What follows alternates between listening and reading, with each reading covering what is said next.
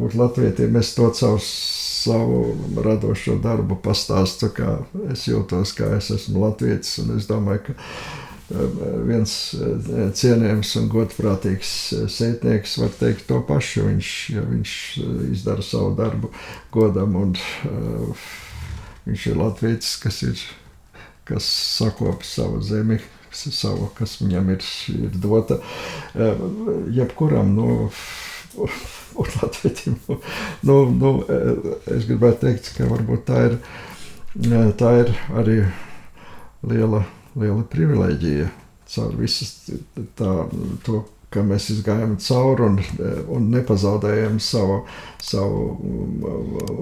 valodu un kultūru un neiznīcinājam savu dabu. Mēs esam tagad savā zemē, un būt latvietim ir tas darīt visu, lai šo zemi padarītu par viskaistāko zemi pasaulē.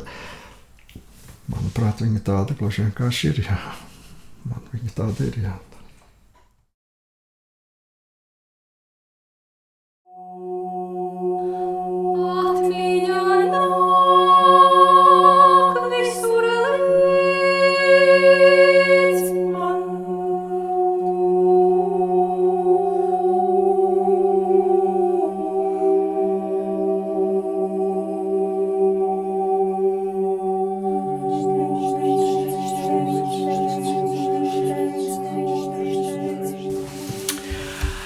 Laipni lūgts programma Viena balsi.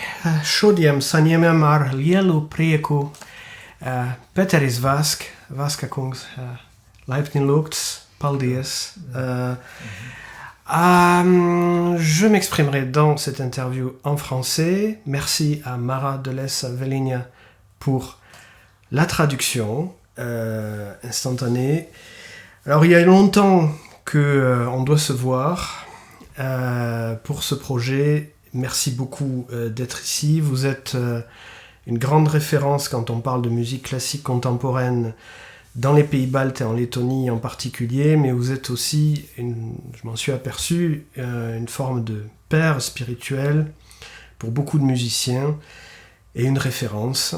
Vous expliquez que vous étiez un interprète à la contrebasse, et qu'est-ce qui vous a fait choisir la composition?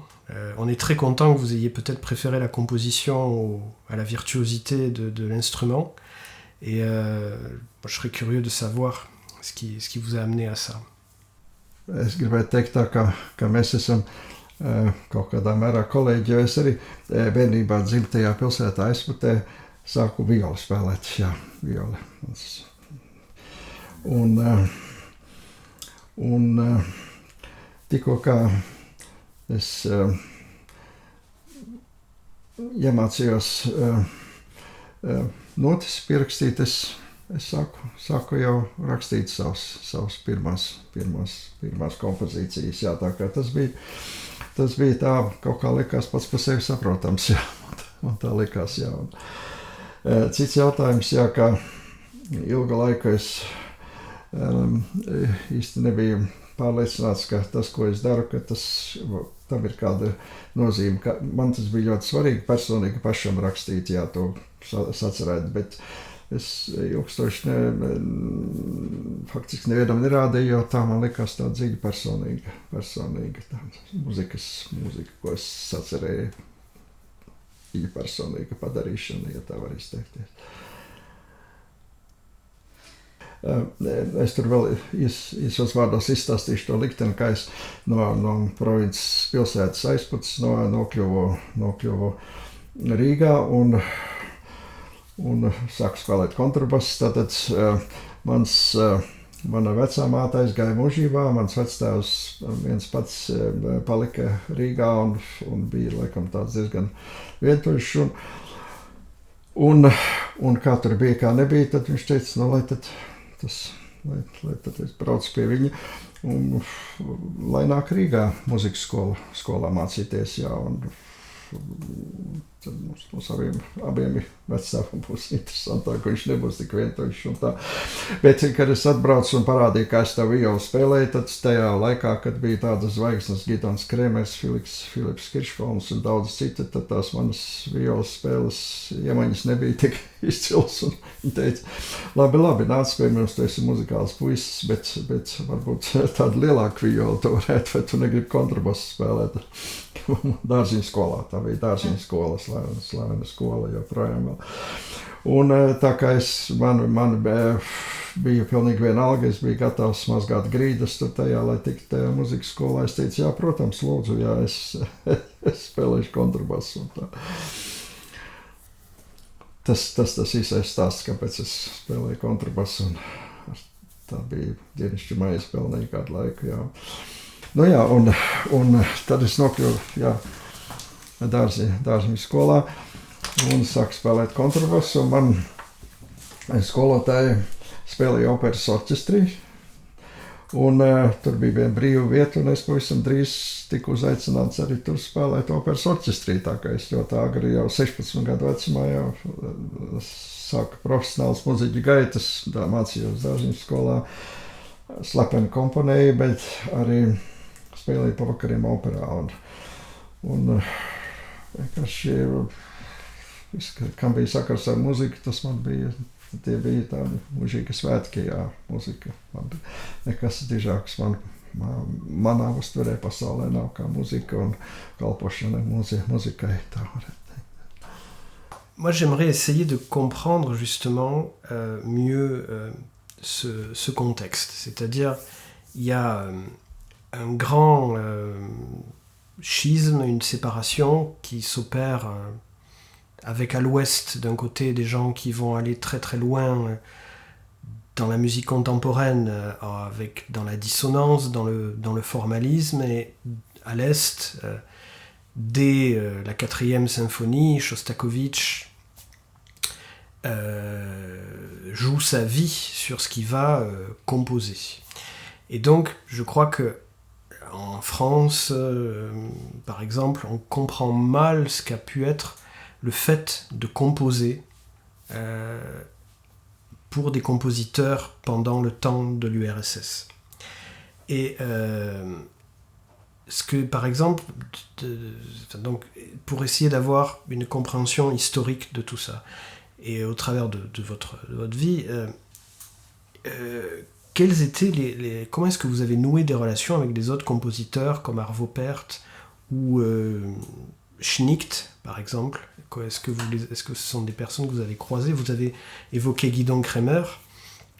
Donc, je pense qu'on est déjà justement dans ce sujet-là. Nu jā, tur ir jāparceļās tad kādu 10 gadu vēlāk, tad es nobeidzu. Tur ir garš stāsts, bet varbūt nav vērts dēļ tā režīma. Dēļ man neuzņēma Latvijas konservatorijā, jo mans tēvs bija mācītājs, un es laikam arī tur palaidu muti varbūt, un tā. Es aizbraucu uz Lietuvu, kur es studēju, nobeidzu konservatoriju un spēlēju Lietuvas simfoniskā orķestrī, un paralēli visam tam arī rakstīju muziku, bet kas lielākoties bija tāda tikai man personīgi nepieciešama un svarīga. Bet tad, kad es beidzu Lietuvas konservatoriju un vēl vienu gadu, diemžēl, bija sarkanarmijā, pavadīju. Paldies Dievam, tikai vienu gadu, jo pēc augstskolas nebija 2 jeb 3, tikai 1 gads. Tad es tomēr sapratu, ka ir skaisti spēlēt orķestrī un dzīvot ar muzikai tik tuvu. Bet es sapratu, ka man ir, lai es neizniekot savu dzīvi, ka man ir tomēr jāiestājas konservatorijā, jākļūst par profesionālu komponistu. Un komponistu laikos bija tā, ja tev nav tāds attiecīgs diploms, ka tu esi beidzis, tad neviens tavu muziku vispār nespēlēja, neklausījās. Tas nozīmē, ka man vēlreiz bija jāiestājas konservatorijā. Šoreiz, diemžēl, vai paldies Dievam, man izdevās tikt Latvijas konservatorijā, un es izgāju vēl tos 5 gadus kompozīcijas nodaļā. Un varbūt Žilam ir interesanti, ka tajā laikā mūs audzināja par to, lai mēs būtu padomju mūziķi, lai padomju komponisti. Tas nozīmē, ka mums bija arī visādas bez mūzikas profesionālajām disciplīnām bija arī visādas tādas muļķības kā zinātniskais komunisms un kā politekonomija un sociālisms, politekonomija un kapitalistiskā politekonomija un visādas tā līdzīgas lietas, jā. Bet es tam visam izgāju vēlreiz cauri, lai dabūtu šo komponistas diplomu, jā.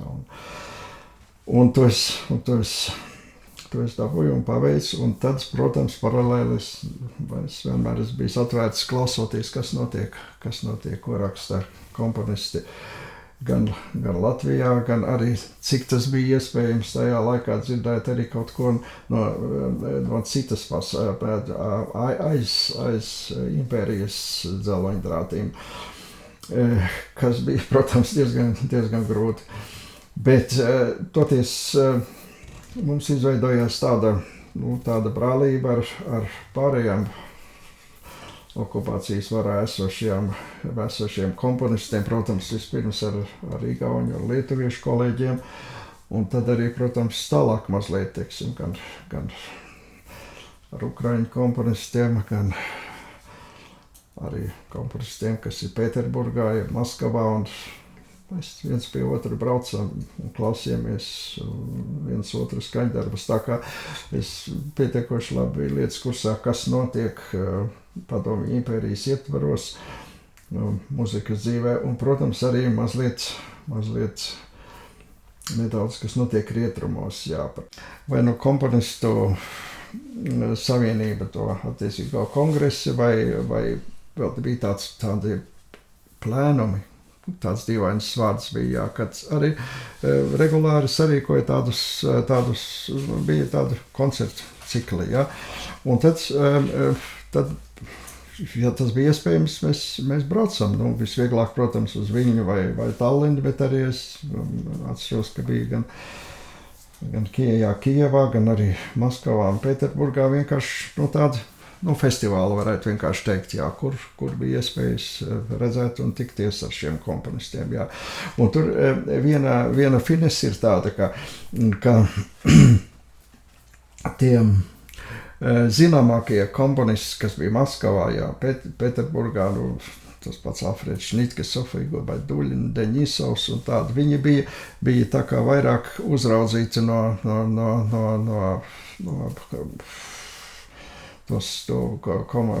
Kremļa ideologu puses, tāpēc, ka viņi bija vienkārši vairāk zināmi, jo tur mēs vienkārši Baltijā bijām neviens neko pa mums nezinājām, tāpēc mēs aiz muguras tam varēja būt brīvāk, jā, jo lai viņi tur vārās savā, viņus jau tā vai neviens tur neko pa viņiem neuzinās, tā kā līdz ar to mēs tā jūtamies daudz brīvāk kā tur, kur viņus konkrēti kontrolēja, vairāk kontrolēja, ja tā sacīt uzmanīja lejās lielajās pilsētās Krievijas un Ukrainas. Tas bija tāds apmēram tā. Jā, vispirms es izstāstīšu par man ļoti dziļu iespēju atstāja 60. un 70. gadu poļu komponistu muzika. Polijā bija tas tuvākais bija tāds Varšavas rudens festivāls, kurā man arī beidzot izdevās nokļūt, bet netik ātri un netik viegli, jo bija tā, ka uz to Varšavas rudeni brauca katru gadu rudenī arī no mūsu muzikas akadēmijas grupa, bet muziķi, Bet viņiem bija viens noteikums, viņiem bija jābūt komjauniešiem. Ja viņi bija tas komjaunieši, tas nozīmē, ka viņi ir ideoloģiski pareizi. Un tā kā es nebiju komjaunietis, tad man tikai bija jāiztiek no stāstiem, kā tur ir gājis, un no atvestajām skaņu platēm. Jā. Un tām pateicoties, es arī iepazinos ar man tik ļoti mīļiem un nozīmīgiem komponistiem līdz šim brīdim, piemēram, ar Henriku Mikolaju Gurecki un Vitolu Ļutoslavski, arī Kšištofu Penderecki un vēl vienu otru. Un vēl viens, viņa šo poļu komponistu partitūras bija iespējams nopirkt pie mums, jo tas bija Varšavas bloks, un viņiem bija ļoti labs nošu izdevniecība, kas viss drukāja tās, tā kā es iepazinos gan ar savu skaņu plašu palīdzību, gan arī tās partitūras nopērkot. Tā kā tas bija pirmais, kas bija, ko mēs uzzinājām par Eiropas muziku, jā. Aiz impērijas robežām, jā. Jā. Nu jā, un pirmo reizi Mesjāna mūzikas sastapos man Viņas konservatorijā, mums bija obligātā klavieres arī, kā priekšmets klavieres, un mans klavieres skolotājs atnes vienas notis, Krievijā izdotas, Maskavā notis, kur bija Mesjāna, no viņa tā slavenā cikla kvartets laika galam, laikam viņš saucas kaut kā tā. Viena no tām daļām, tā vai pēdējā, vai tās divas dievišķas skaistās daļas, kas bija pārliktas divām klavierēm, jā, un mēs viņus stundā spēlējām, un es pēkšņi man bija tāda atklāsme, ak, Dievs, tas ir tik daļi, ak, kungs, kas ir šis komponists? Tā bija pilnīgi tāda atklāsme, jā, jo tā bija veselas radniecība uzreiz, jā, tas bija viena no šīm, es nezinu, vai pēdējā daļa, vai kur ir klavieres ar čello, vai klavieres ar violu, viena no tā daļām, es neatceros, bija tātad pārlikt divām klavierēm, jā, mēs viņus spēlējam, un es teicu, tas ir kaut kas, tas ir, jā.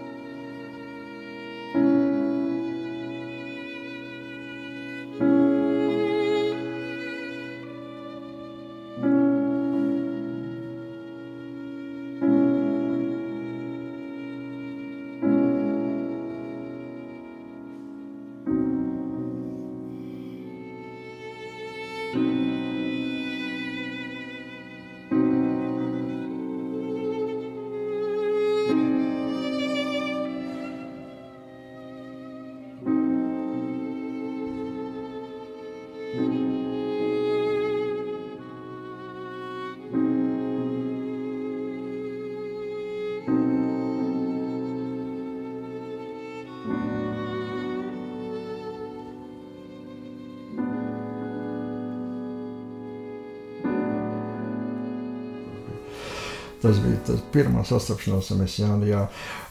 Tad vēl viens, ko tajā laikā aiz dzelzs priekškara, man tante dzīvoja Amerikā, un es biju pamazām uzzinājis par dažiem komponistiem, kas mani ieinteresēja, un viņi man sūtīja plates, un tur ir divi komponisti, kas man no Amerikas komponistiem ļoti iepatikās, viens bija George Crump, un otrs bija John Adams, divi tādi, kas bija, man viņi uzrunāja tie komponisti ļoti, jā, es tur Crumps vairāk ar savām krāsām, tembriem, un tāda arī tāda misterioza, tāda noskaņa un atmosfēra, un Adams vairāk ar tādu tādu dzīvu, dabīgu emocionalitāti, ar tādu pilnasinīgumu, kaut kādu tādu spēka pilnu muziku, jā. Man likās, jā, tie bija tādi divi. Un tad otrais viens, jo tā interese tiešām bija milzīga, es noskaidroju, kad ir katru trešdienas vakaru no Austrijas, no Vīnes, bija viens raidījums pa jauno muziku, jā.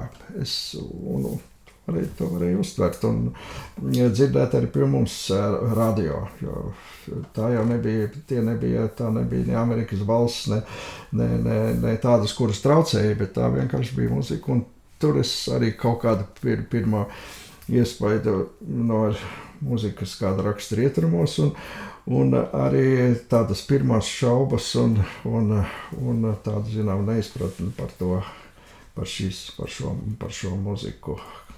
Kāpēc? Jo tas, tā sacīt, bija tas aizliegtais auglis, kas tik ļoti interesēja, un tad, kad tu to aizliegto augli kaut mazliet dzirdēji, mazliet nogaršoji, tad bija tāda vilšanās sajūta, jā. Tā varētu teikt, jā. C'est très différent de Spotify aujourd'hui où tout est à disposition. Ça fait quand même méditer. Ouais. Et Ligeti, est-ce que il avait pu écouter légal? Ar Ligeti,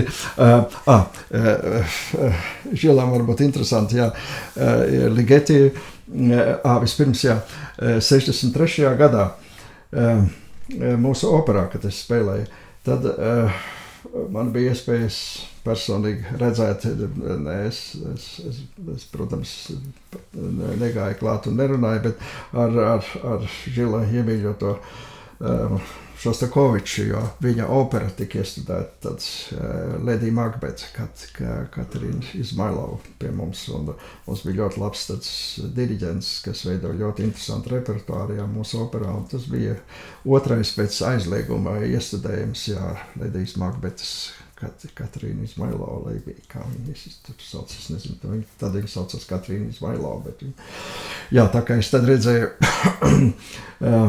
vairākas dienas, kad viņš bija uz ģenerāla mēģinājumiem un pirmizrādē viņš gandrīz iekrita orķestra vedrē, jo viņam bija ļoti biezas tādas brilles, un viņš tur uznāca uz skatos un klanījās, un tad viņš tur tā pagāja uz priekšu, un tad viņš gandrīz iekrita, diriģents viņu saķēra, viņš bija tāds. Tas bija ar Šostakoviču un Ligeti mēs bijām, es nokļuvu izdevniecībā Šot, kur es esmu līdz šim vēl. Viņš bija arī Šot komponists, jā, Žils zina viņa likteni, jā, kā viņš no 56. gadā varēja aizmukt uz rietrumiem, un viņš bija Šot komponists, un mēs arī Šotad ar viņu tikamies izdevniecībā, kas ir Maincā. Un tas ir tā tīri cilvēcīgi, jā, ka šos divus, jā, par viņu muzikas, tad varbūt pēc tam atvārdi, jā. un tur bija vēl arī interesanti, arī tāds Rodions Ščedrin, krievu komponists, kas arī bija Vācijā tajā laikā jau, tad mēs tur Pendreckis arī bija Šota komponists, jā, bet es atceros vienu epizodi, ka mēs tur satikāmies kādā Šota svētku reizē, un tad Ligeti ironizēja mazliet, jā, par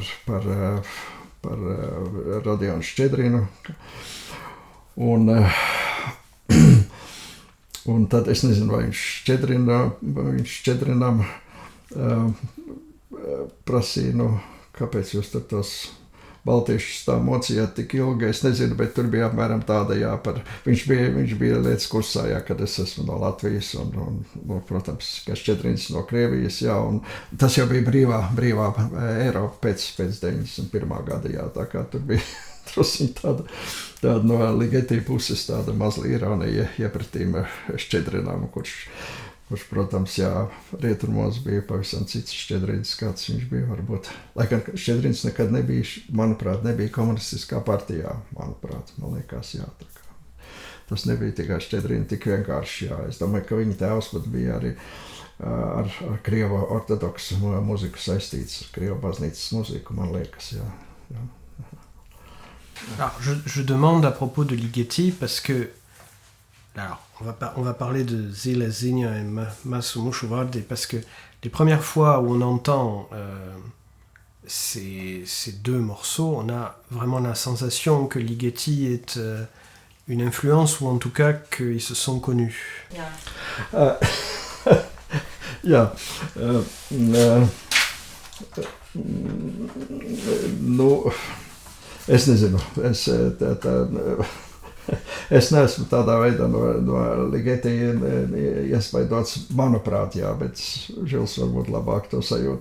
Es vienkārši, jā, Ligeti man ir visnotaļ cienījams, jo viņš ir varbūt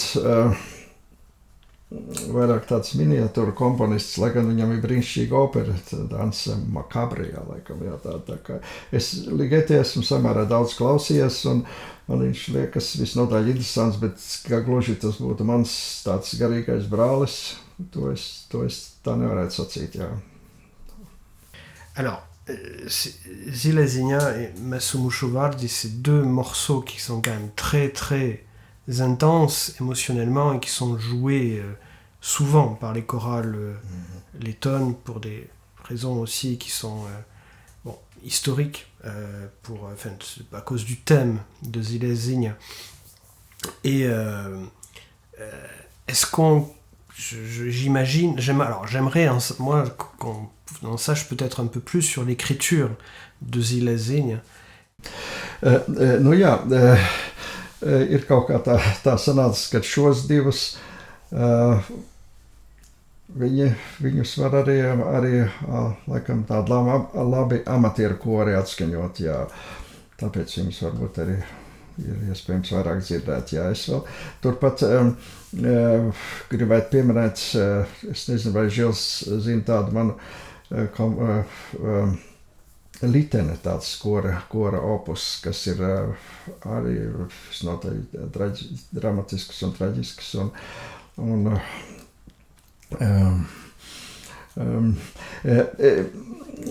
tie teksti, ko es izmantoju, tur Uldis Bērziņš un Māris Čaklais, tie teksti, tās dzejas bija sacerētas vēl komunistu okupācijas gados, kad dzejniekiem un vispār tiem, kas rakstītu vārdu, bija sevišķi grūti tikt cauri cenzūras slūžām, jo visi gaidīja no izciliem dzejniekiem tos īstos patiesos vārdus, un viņus ļoti grūti bija dabūt cauri, bet šeit tas izdevās, un daži šie divi tie teksti ir no tādiem, jā, kur bija stāsts par to, kas ar mums ir noticis, bet un to es arī pārliku attiecīgi nav viss man mūzika ir emocionāla, man mūzika vispār ir emocija māksla vispirms, un tāpēc, jā, bet tas bija arī tajā periodā, kad man bija iespējas ar mūsu labajiem koriem stādīt diezgan augstus tādus profesionālus uzdevumus, un viņi brīnišķīgi ar to tika galā. Tā varētu teikt, varbūt, jā. Tie bija, jā, tas mēģinājums arī kora muzikā stāstīt par to, par pašu būtiskāko, kas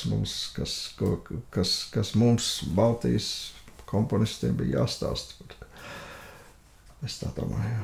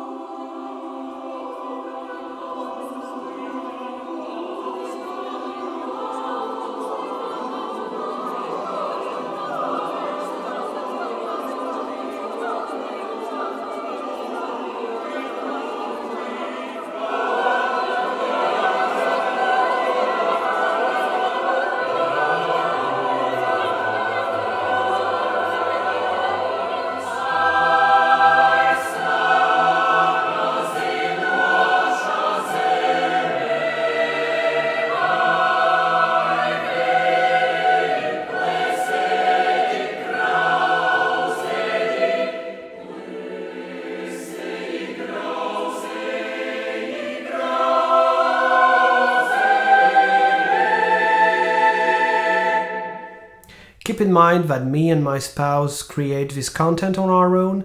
This is a huge workload. To support us, use the PayPal link in the banner or go on paypal.me/VienaBalsi to help us continue this work.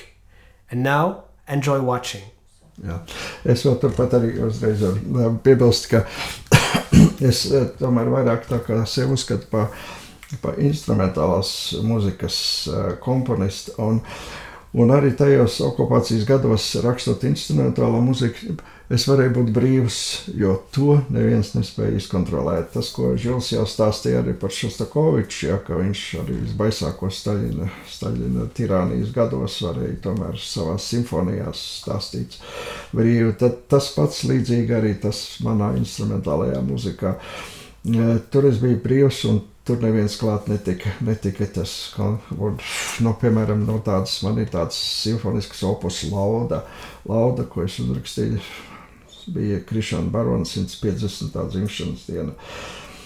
Tad to tā kā atzīmēju un tad pēkšņi redz, cik interesants, cik bagāta ir mūsu folklora, cik bagāta ir mūsu garīgā kultūra, kura, protams, par to nebija pieņemts runāt, jo mēs veidojam jaunu sabiedrību, un mēs esam visi padomju cilvēki, un ātrāk jāizmirst ir savas nacionālās tur valodas, un tādas būsim visi dižās impērijas cilvēki, kas runās labāk vai sliktāk krievu valodā, un ātrāk aizmirst to visu, kas bija pagātne.